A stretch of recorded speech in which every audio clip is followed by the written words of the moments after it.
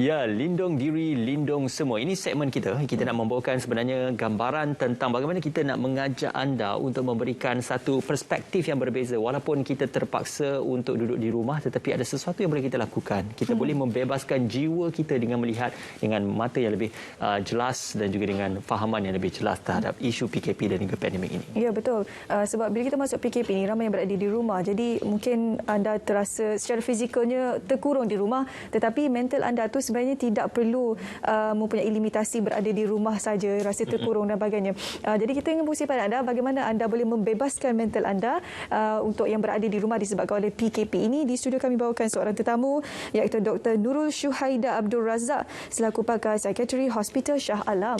Assalamualaikum, selamat pagi. Waalaikumsalam Ismail. Waalaikumsalam Syuhaida. So hari ni shoe and shoe. Yes, yeah. Shoe Square. Ya, shoe kuasa 2. So selamat pagi selamat pagi Malaysia dan terima kasih RTM kerana menjemput saya. Terima kasih, Doktor. Ya, okey, Doktor difahamkan ada pembukaan sikit ada diberikan untuk penonton Selamat Pagi Malaysia ni istimewa ni. Ya, istimewa. Sebabnya waktu orang hubungi saya dia kata doktor jangan anxious, yang penting doktor nyanyi lagu. Jadi saya pun macam lagu apa saya nak nyanyi, tapi saya rasa untuk kita start dengan ni kita nak nyanyi lagu ni, saya nak pinjam lagu Naim Daniel. Okey, so kita start dengan lagu lah ya. Okey, silakan. Teruskan. Moga-moga tak terciduk lah ya. Okey. Jika harus ku bersabar dengan segala derita, ku terima. Jika pahitnya terasa bagai di penjara tanpa bicara, ku rela. Lockdown akan ku mematuhimu sehingga COVID tidak lagi mampu berlagu. Cukup dulu. Sebab nak sambung. Sebenarnya saya rasa macam nak sambung lagi. Cuma saya takut kalau saya kena panggil untuk AJL pula tahun ni. Jadi saya stop. Stop dulu. Kita suka keyakinan tu. Yang penting confident. Kita suka keyakinan tu, tapi tak apa. Ini sekadar kita menghiburkan pagi-pagi kita. Ya. Tapi sebenarnya bukan saya suka lagu ni. Saya sangat suka lagu ni, bukanlah bermaksud saya kipas susah mati Naim Daniel. Bukanlah bermaksud sebab Naim Daniel tu handsome dan saya suka lagu dia. Tetapi sebenarnya konotasi yang dibawa pada lagu ni. Sebenarnya bila kita bercakap tentang COVID-19, dia bukan satu virus yang besa-besa. Bukan satu virus yang orang kata kaleng-kaleng. Sebenarnya virus COVID-19 telah mengubah landscape kehidupan kita sebanyak 360 darjah. 300. Kalau dulu kan, ingat tak masa kecil-kecil, tak tahulah zaman saya zaman kecil-kecil saya wawasan 2020 tu adalah sesuatu yang kita bayangkan segalanya berterbangan dekat langit kan. Kalau kita cikgu-cikgu suruh lukis gambar poster, mestilah semuanya kereta terbang, tak tahu segala benda terbang di langit. Tetapi bila 2020 tu berlaku, bukan sahaja kereta tu tidak terbang, kereta juga tidak bergerak. Bukan sahaja kereta tidak bergerak, abang-abang pilot juga tidak abang-abang pilot yang handsome ni tidak juga mampu menerbangkan kapal terbang disebabkan oleh pandemik COVID-19. Dan dia mengubah pelbagai landscape pendidikan kita, pelbagai landscape daripada sudut sosioekonomi, pendidikan, keuangan, pekerjaan, social norm ataupun norma baru, social distancing. So kalau dulu kan kita boleh bertepuk tampar je, kita boleh makan relax je.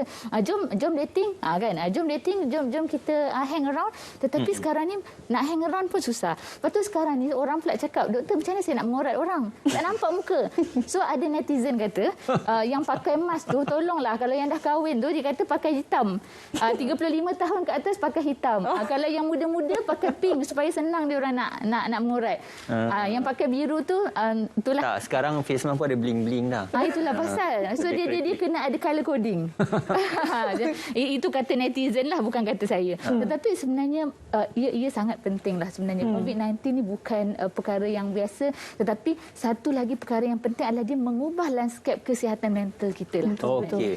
Sebelum doktor rancak dengan lagu-lagu dan juga susunan lagu-lagu lain, kita juga lagu, nak mengkabarkan kepada penonton kita untuk menghubungi kami di 0322829855 ataupun 0322829841 untuk anda bercakap dengan doktor. Bukan nak menyambung lagu, tetapi mungkin bertanyakan soalan kepada Dr. Nurul Syuhaida.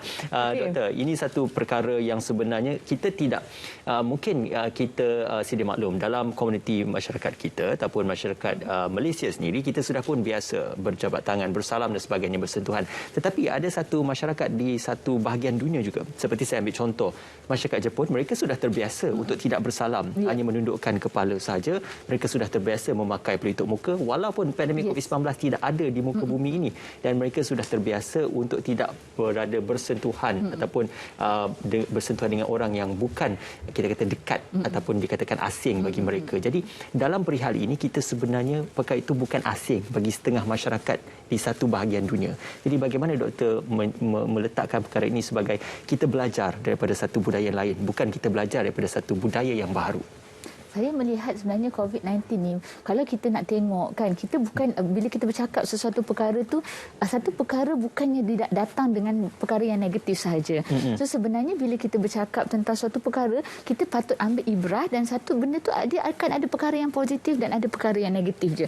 Mungkin kita nampak yang macam-macam lah orang marah kan, emosi, pelbagai emosi yang ada sekarang, marah, sedih, geram, sebab we are adjusting to something new to us. For example, sebab kita orang Malaysia, kita dah biasa dah bertepuk tampar, kita dah biasa macam bersentuhan, bersalaman, bercium-cium pipi, berlaga-lagaan, kita dah biasa anionization, membawang secara secara tingkap ke tingkap. Tetapi mungkin daripada sudut culture lainnya, kita nampak benda tu lain, different culture.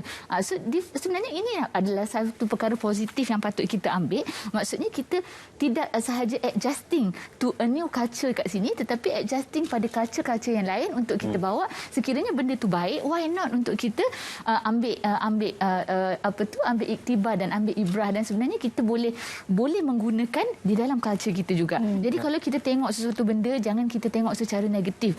Maksud saya, kita ambillah secara keseluruhan dan kita cuba untuk merasionalkan dia daripada pelbagai sudut lah, positif dan negatif. Kan?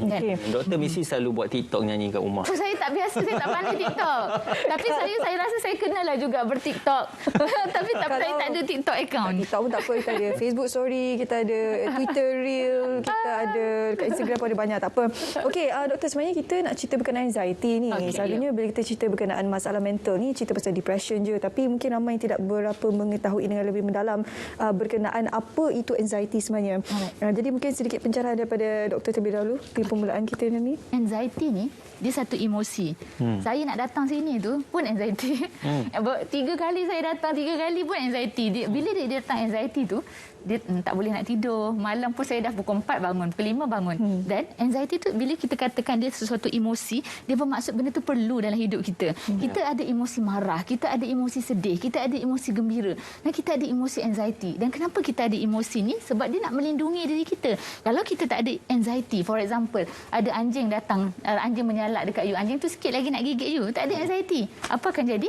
Confirm kena gigit dah dengan anjing. Tetapi kalau kita ada anxiety tu, kita akan rasa macam, rasa perlu selamatkan diri ni. So anxiety is important, kan? Dan itu adalah emosi yang Allah dah hadiahkan pada kita untuk menyelamatkan diri kita. Kita perlu ada anxiety. Kalau tak ada anxiety, kita keluar selamba je, kita tak takut COVID ni. Buat apa nak takut, sebab kita tak anxious pun.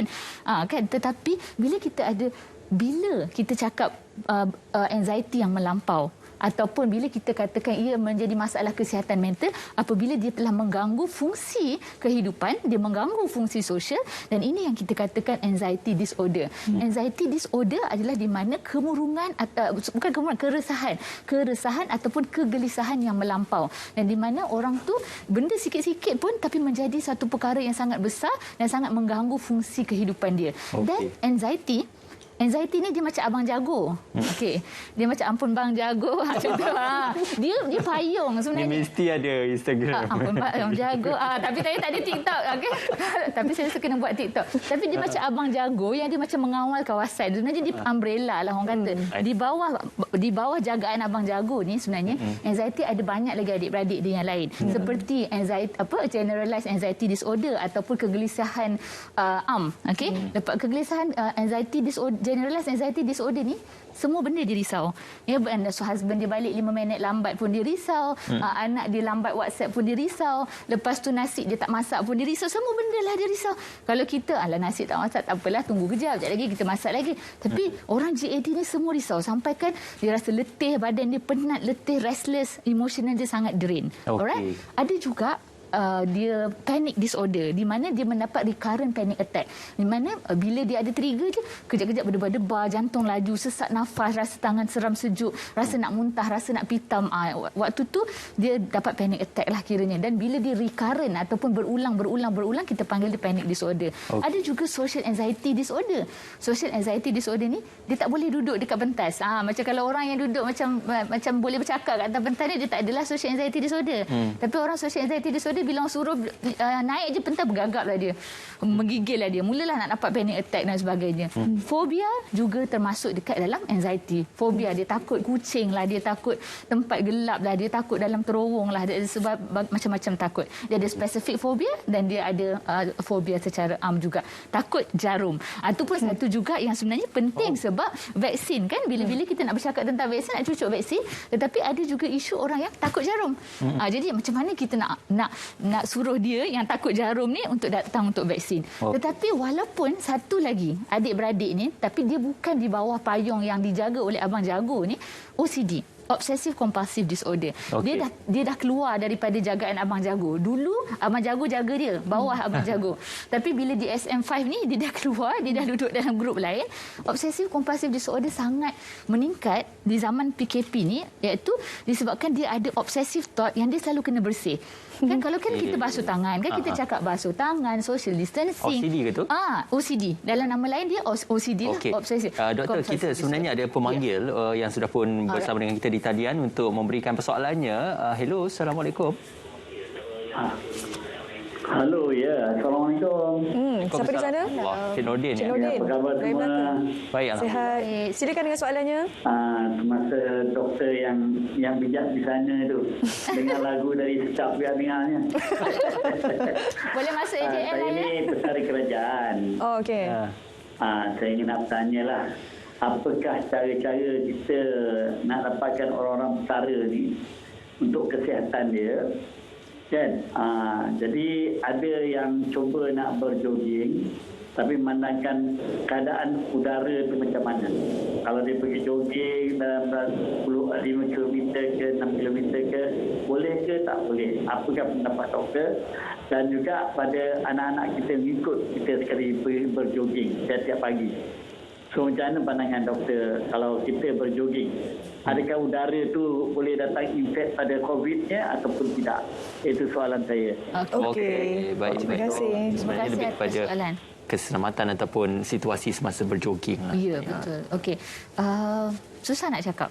Okey, jawapan dia susah nak cakap disebabkan oleh sebab kita inilah yang dikatakan macam anxiety disebabkan oleh COVID, sebab kita tak tahu COVID tu berada dekat mana. Kita tak tahu COVID tu berada dalam situasi dekat kawasan neighborhood kita ataupun dan sebagainya. Tetapi saya rasa kalau ini saya lebih suka untuk kita quote apa yang MKN katalah, Majlis Keselamatan Negara, dan dia membenarkan untuk kita jogging dalam lingkungan rumah kita. Jadi pada saya kalaulah SOP telah dikeluarkan, so saya rasa tiada masalah untuk berjoging di kalangan di halaman rumah dan boleh sebenarnya bagus untuk kita bawa anak-anak juga, sebab saya rasa diorang pun dah tepu juga berada di dalam rumah. Tetapi of course kita perlu mengambil precaution juga. Janganlah berjoging beramai-ramai, bawa dengan jiran-jiran dan tetangga sekali semua kita nak berjoging berjemaah. So sebabnya kita ikut peraturan yang telah ditetapkan oleh MKN. So pada saya tak ada masalah untuk berjoging. Berjoging itu sebenarnya dibenarkan, tetapi tidak perlulah berjemaah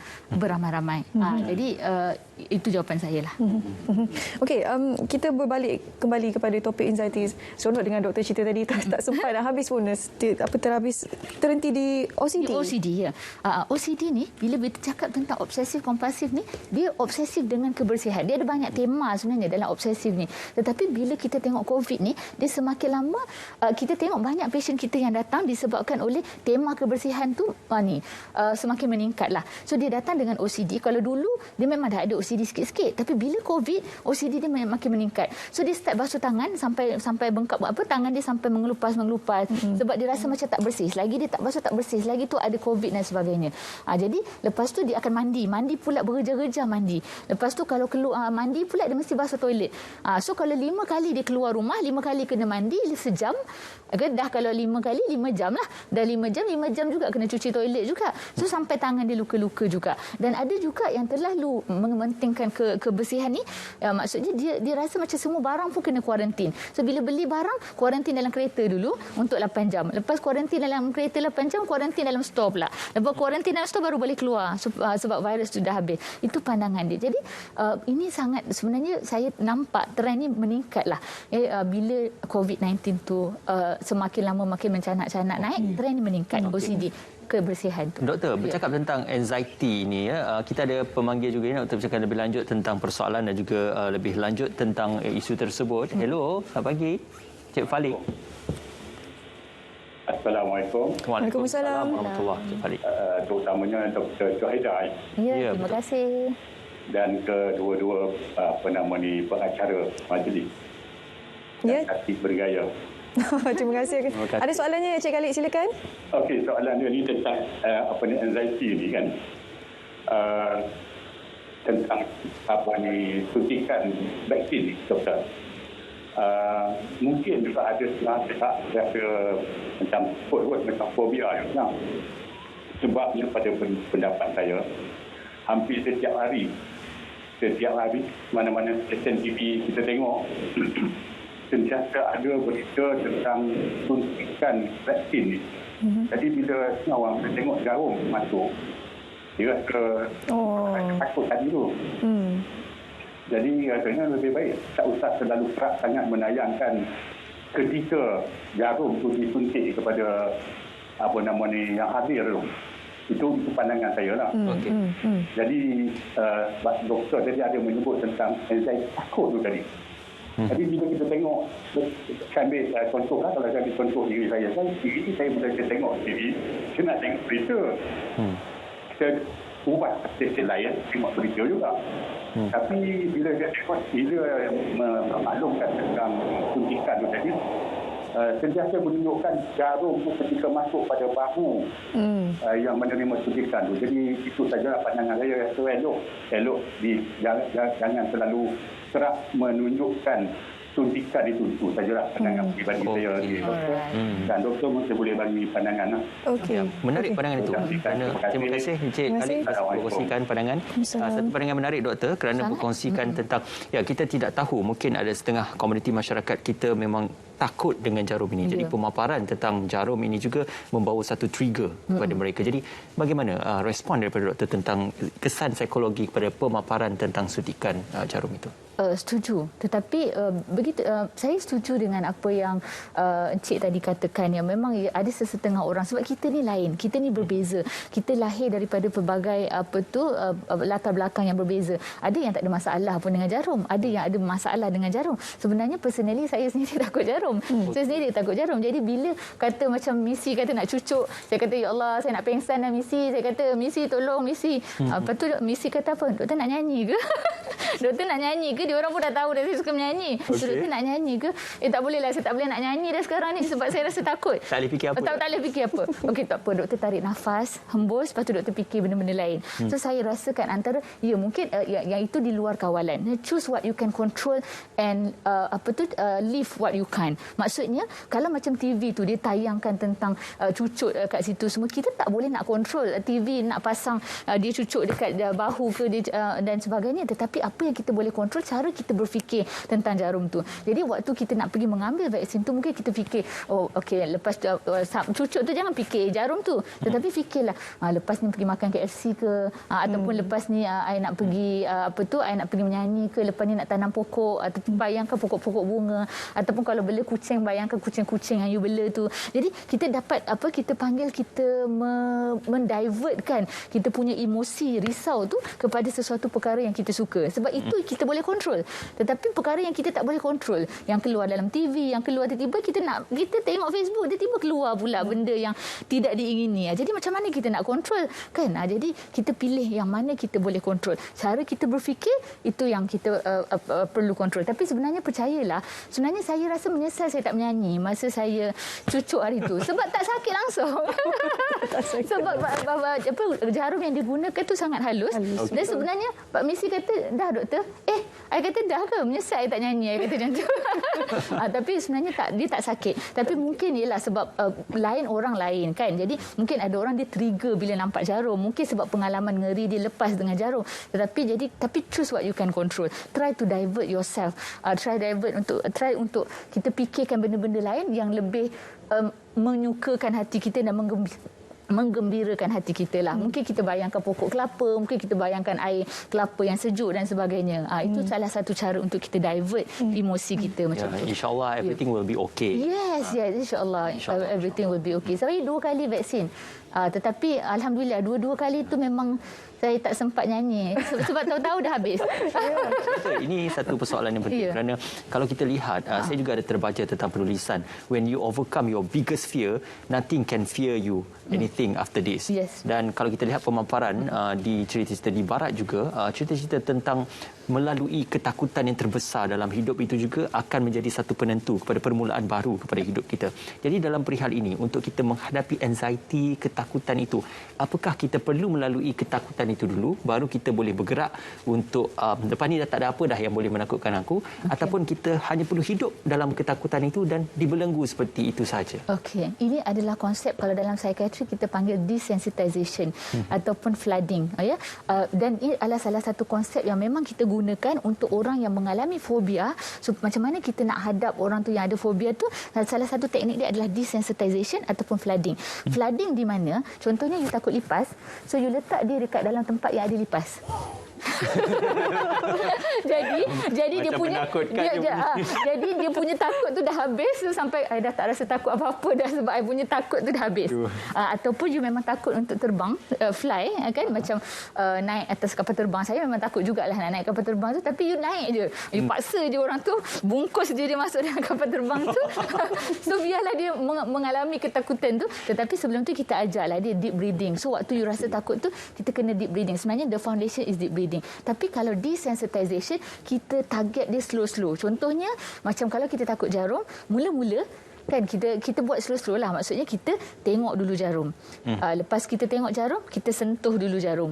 Lepas kita sentuh, kita mula buka dia punya plastik jarum. Lepas tu kita pegang jarum tu. Ataupun kita tengok gambar-gambar jarum dulu, warna hijau, pink, biru dan sebagainya. So maksudnya kita try to desensitize, and then lepas tu kita cuba letak sikit kat tangan kita. Dan sebenarnya tak menakutkan sangat. Tetapi setiap kali berlaku rasa macam anxious, nampak jarum je dah berdebar, kita kena deep breathing. Itu teknik yang kita ajar. Dan setiap kali kita rasa takut, desensitize satu benda, kita deep breathing. Lepas tu kita progress kepada next step. Maksudnya lepas tengok gambar jarum, kita pegang jarum. Lepas tu pegang jarum, berdebar-debar, panic attack. Okey, deep breathing lagi. Sampai you menguasai benda tu, so kita benda ni. Saya suka tengok kalau cerita Frozen tu. Okay, can you brave what you most fear? Itu ayat dia. Can you brave what you most fear? Ada orang kata Frozen cerita macam kanak-kanak, cerita yang ni, tetapi pada saya konotasi dia sangat-sangat besar. Sebab dia, Elsa ni sebenarnya dia sangat takut. Dia ada satu ketakutan dia, iaitu dia takut yang dia akan membahayakan orang lain disebabkan oleh power yang dia ada. Tetapi can you brave what you most fear? Dan disebabkan itulah dia cuba untuk mencari solusi bagaimana, dan akhirnya dia berjaya untuk face dia punya fear. So yes, dan sebenarnya kalau kita tak face kita punya fear, the cycle akan sama. Contohnya you takut and then you diam, you tak buat apa-apa. Lepas tu the anxiety tu akan sebab you takut dan you dapat anxiety. Bila you dapat anxiety, you tak nak buat apa-apa. Bila tak nak buat, you avoid lah kiranya, you avoid. Bila you avoid, bila berlaku lagi benda macam tu, you akan anxious lagi sekali. Sampai bila kita nak berulang avoid, saja. the cycle akan berulang. So kita kena stop dia punya cycle by facing it and brave what you most fear. So sama ada desensitization ke flooding ke. So itu antara cara yang kita akan ajarkan lah kepada. Nasib baik tak nyanyi lagu Frozen ni. Let it go. Jangan mula. Kita ada pemanggil lagi di talian. Hello. Okey. Hello. Hello, Assalamualaikum. Cik saya dari Kajang, silakan. Ya. Assalamualaikum, Doktor. Waalaikumsalam. Saya ada soalan simple saja. Okey, dia berkenaan dengan komunikasi dalam televisyen lah. Kita faham ada kemungkinan ada program ataupun klip-klip yang disiarkan dalam untuk memberi apa orang kata sedikit kesedaran pada pengguna penonton. Tapi kadang-kadang contohnya klip jenazah diuruskan, dikebumikan dan sebagainya, dia boleh menimbulkan anxiety yang lebih lagi kepada penonton. Jadi macam mana cara kita nak mengawal benda ni dari segi kita sebagai penonton untuk menjaga kita punya stress level tu lah, supaya benda ni tak mengganggu. Tapi nak tak nak kita tengok juga kan. Jadi macam kita nak kawal diri. Satu lagi yang simple, ada setengah orang pula dia tak secara langsung. Pada dia benda ni tak ada apa pun. Dia tak jaga SOP, dia tak bawa pada dia benda dia lepak. Jadi yang kalau yang orang macam ni kita nak nasihatkan dia supaya sama-sama kita menyumbang untuk menyekat penyebaran COVID ni. Okey? Terima kasih. Assalamualaikum. Waalaikumsalam warahmatullahi. Mungkin saya boleh kita adjust sedikit pemahaman itu ataupun soalan itu tentang kita ingin melihat sudah pastinya kita instill fear dalam kalangan society untuk kita memberikan peringatan supaya biar tidak keadaan begini berlaku. Ini adalah keadaan paling teruk yang boleh berlaku sekiranya kita tidak patuh SOP. Jadi dalam kita instilling fear kepada penonton ataupun kepada masyarakat itu, apakah teknik psikologi yang digunakan itu dalam kerangkanya? Okey, kita panggillah scare tactic. Okey, kita panggil scare tactics lah. Tetapi sebenarnya macam saya cakap lah, kita ni lahir daripada dinamik yang berbeza ya. Mungkin kita tak dapat nak memenuhi semua kehendak. Maksudnya mungkin niat TV tu pasang sebab kita nak memberi psycho education, nak memberi peringatan. Saya sendiri rasa benda tu sangat perlu sebenarnya untuk kita bagi tahu yang kita pun dah tak cukup tempat lagi dah nak simpan mayat-mayat di hospital dan sebagainya. Tetapi sebab kita sebenarnya kita nak memberi peringatan kepada orang yang tidak mahu mematuhi SOP ni. Tetapi of course orang yang mematuhi SOP ni mungkin ada pula yang rasa risau, rasa takut dan sebagainya. Tapi jadi macam itulah saya kata, macam yang saya beritahu tadi, yang kita we have to choose what we can control, but we just let go what we cannot control. Yalah, TV nak pasang itu bukan di bawah kawalan kita. Apa yang kiranya macam dimasukkan ke dalam media sosial pun bukan di bawah kawalan kita. Kalau kita rasa kita tak perlu untuk tengok, mungkin kita terpaksa mute-kan ataupun kita stopkan tengok. Mungkin satu hari saya pernah mengalami, sebenarnya saya takut juga dengan kes terbakar sebab saya pernah ada isu dengan saya pernah terlibat dengan kes tahfiz terbakar suatu ketika dulu. Jadi bila tengok benda terbakar, saya rasa memang berdebar-debar dan panic attack. Jadi apa yang saya buat masa tu adalah memang saya tak tengok langsung. Saya tak tengok pun, yang kalau ada je keluar je saya terus stop. Saya keluar terus tukar. Ataupun saya bukalah benda grup kucing ke, grup benda-benda yang sebenarnya yang menenangkan hati saya, because benda tu saya boleh kawal. Saya tak boleh kawal TV tu keluar apa. Kalau orang yang tak nak patuh SOP, saya rasa kalau kita dapat tangkap, kita babab dia seorang-seorang. Kita babab seorang-seorang, kita ikat kat pokok, lepas semut. Tak adalah, itu saya gurau. Tapi sebenarnya saya rasa psycho-education. Sebenarnya orang dah penat lah. Sebenarnya kita panggil benda ni pandemic fatigue. Orang dah penat untuk ikut SOP sebenarnya sebab kita dah 2 tahun. Kita cuba untuk memahami yang mereka sebenarnya semua manusia dah penat. Tetapi penat macam mana sekalipun, kita sebagai rakyat Malaysia yang mempunyai kesihatan mental yang baik, kita haruslah bekerjasama untuk ikut SOP. Kita haruslah bekerjasama untuk bekerja dalam satu pasukan demi untuk negara yang tercinta. Jadi kalau kita tak mampu sekalipun, penat sekalipun, rasa macam dah tak nak ikut SOP sekalipun, kita cubalah buat sesuatu, bukan untuk orang lain tetapi buat untuk diri sendiri dan keluarga sendiri. Satu lagi soalannya sebenarnya tadi itu untuk mereka yang langsung tidak mempunyai anxiety, tak takut untuk keluar, bagaimana cara untuk diselesaikan masalah ini? Kalau orang yang langsung tak ada anxiety, begitulah maksudnya kita pertama, salah satu teknik yang sebab itulah banyak cara orang buat. Kadang-kadang kita letak brosur macam ni, kita letak, sebenarnya kita nak memberi psycho-education, kita nak memberi peringatan yang you kena ada anxiety juga ni sikit-sikit kan. Kalau boleh family pun ingatkan juga, ingatkan yang macam kita perlu ikut SOP dan sebagainya. Tetapi of course manusia ni pelbagai, ada yang jenis yang memang susah untuk mendengar kata sedikit. Jadi kadang-kadang bukan kalau kita ikut cerita zaman-zaman Nabi pun, berdakwah bertahun-tahun pun ada juga yang tidak mengikutkan. Jadi apa yang boleh kita buat? Kita teruskan memberi nasihat, kita teruskan memberi psycho-education. Semoga dan berdoalah semoga satu hari akan terbuka hati dia untuk mendengar dan apa tu, ya, kita tak tahu apa yang dia lalui sebenarnya. Kadang-kadang mungkin bukan dia tak takut, dia takut, tapi dia terpaksa juga buat. Mungkin sebab atas dasar ekonomi dia yang sangat terjejas. Mungkin dia perlu memberi makan untuk anak isteri dan sebagainya. Kalau tak, memang akan mati kebeluran. Jadi kadang-kadang kita takkan pernah mengerti apa yang orang lain rasa.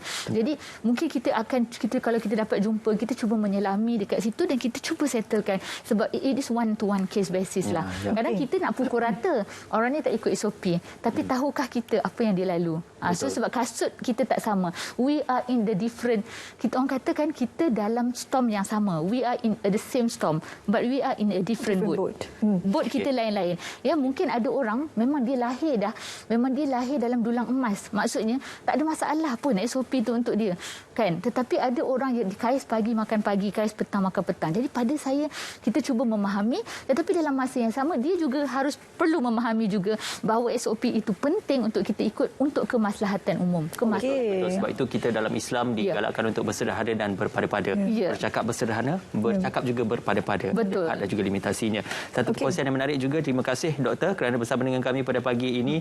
Doktor difahamkan ada buah tangan juga untuk hujung kita. Sebab macam pantun, kalau kita berjual pantun, kita haruslah membeli. Silakan. Tapi kalau saya membuka dengan lagu, haruslah menutup dengan lagu juga. Closingnya. Okey. Closing ni penat saya fikir sampai saya tak boleh tidur. Good anxiety. Perlu ada. So dia punya closing ni macam ni. Dalam lockdown ini, arungi semua cabaran hidupku.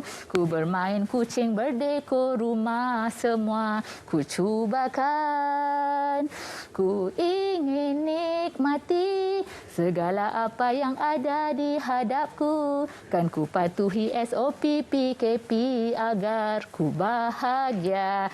Lindung diri, lindung semua. Biar kita lockdown fizikal, tapi jangan kita lockdown jiwa kita. Jiwa kita harus bebas, jiwa kita harus tenang supaya kita boleh menghadapi PKP ini dengan tenang dan kita akan keluar daripada COVID-19 ini dengan penuh resiliensi. Dan kita nak bila kita keluar daripada COVID-19 ni, kita cukup quorum. Berkumpul semua tu kita cukup quorum. Jadi jaga diri, jaga SOP. So stay safe, stay at home. Okey, yang penting pemikiran kita perlu sentiasa positif dalam sentiasa positif dan sentiasa rasional. InsyaAllah. Terima kasih Dr. Nurul Syuhada dari Hospital Shah Alam, Pakar Sekretari Hospital Shah Alam. Terima kasih bersama kami. Itu dia satu perkongsian yang cukup menarik juga untuk kita membawa sedikit secara santai, kelegaan dalam kita memberikan perbincangan tentang lindung, walaupun kita bercerita tentang lockdown fizikal tetapi bukan lockdown jiwa kita. Terima kasih kepada Dr. Syuhada sekali lagi bersama kami hari ini, memberikan satu tenaga yang cukup optimis untuk kita semua menghadapi Perintah Kawal Pergerakan 3.0. Okey, seterusnya kami ingin berkongsi pada anda